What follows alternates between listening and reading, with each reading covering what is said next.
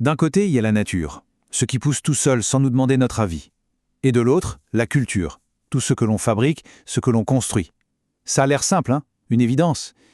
Et pourtant, si cette distinction si familière n'était en fait qu'une immense construction de notre pensée. C'est ce qu'on va explorer aujourd'hui. Alors, la question qui va nous guider, elle est là. Cette frontière qu'on s'est habitué à tracer entre ce qui est naturel et ce qui est culturel, est-ce qu'elle existe vraiment ou est-ce qu'au fond c'est juste une histoire qu'on se raconte? Bon, commençons par le commencement. La nature, qu'est-ce que c'est? Eh bien, c'est tout ce qui existerait même si l'être humain n'avait jamais mis les pieds sur Terre. Pensez aux montagnes, aux planètes, aux animaux sauvages, tout ce qui se fait sans nous. Et puis, de l'autre côté du miroir, on a la culture. Le mot vient du latin colere, qui veut dire mettre en valeur, cultiver.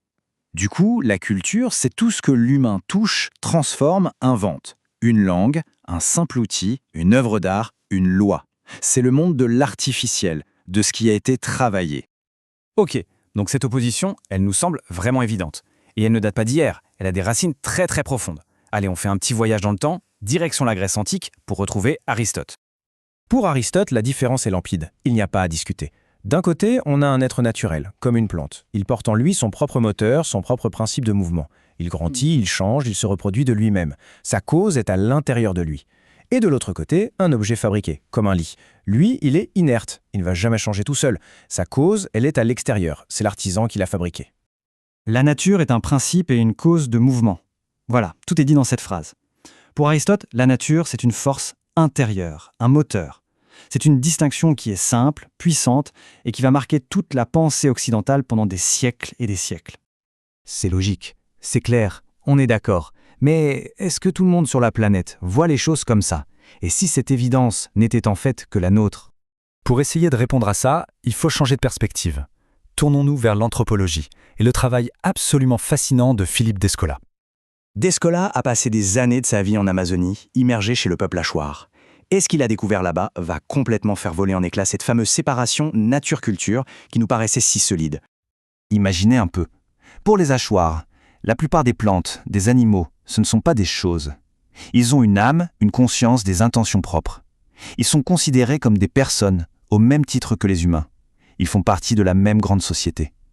Du coup, l'idée même d'une nature, d'un monde extérieur séparé des humains, eh bien ça n'a tout simplement aucun sens pour eux. Et ça nous amène à cette phrase de Descola, qui est une véritable claque. En gros, il nous dit que notre vision des choses, celle qu'on croit universelle, est en réalité une des plus rares au monde. C'est nous, l'exception culturelle. Donc, le point crucial, le voici.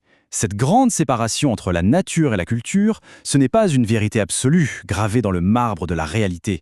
C'est une idée qui a été inventée par notre propre culture. C'est en quelque sorte une illusion occidentale. Alors, si cette grande séparation s'effondre, comment est-ce qu'on se pense, nous, en tant qu'êtres humains?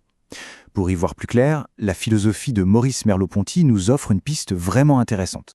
Vous savez, traditionnellement, on a tendance à imaginer l'être humain comme une sorte de millefeuille.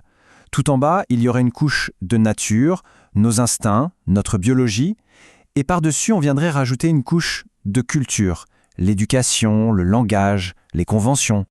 Mais Merleau-Ponty, lui, il rejette complètement ce modèle de superposition. Pour lui, il ne s'agit pas du tout de couches séparées, mais d'un entrecroisement, comme des fils tissés ensemble. Chez l'être humain, la nature et la culture sont tellement imbriquées l'une dans l'autre qu'il est absolument impossible de les séparer, de défaire le nœud. Et là, Merleau-Ponty est on ne peut plus clair. Essayer de séparer ce qui serait purement naturel de ce qui serait purement culturel chez l'homme, c'est une mission impossible, ça n'a pas de sens. Prenons un exemple très concret, la colère. Ça nous semble naturel, non? C'est biologique. Sauf que, un occidental en colère va rougir, crier, peut-être taper du pied. Un japonais, lui, va sourire. La culture ne vient pas juste mettre un masque sur l'émotion, elle la façonne de l'intérieur. Le sentiment lui-même est tout aussi fabriqué que le geste qu'il exprime.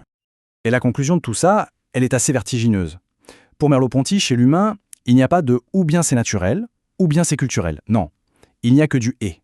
Tout est en même temps 100% naturel et 100% culturel. C'est indissociable. On est donc parti d'une distinction qui semblait hyper claire pour arriver à un enchevêtrement total, un tissage hyper complexe. Alors quelle perspective est-ce que ça ouvre sur ce que nous sommes au fond? Finalement, si on ne peut plus se définir par une nature qui serait cachée sous une couche de culture, si tout en nous est à la fois naturel et fabriqué, alors la question reste entière et peut-être plus ouverte que jamais. Au fond, qu'est-ce que ça signifie d'être humain ?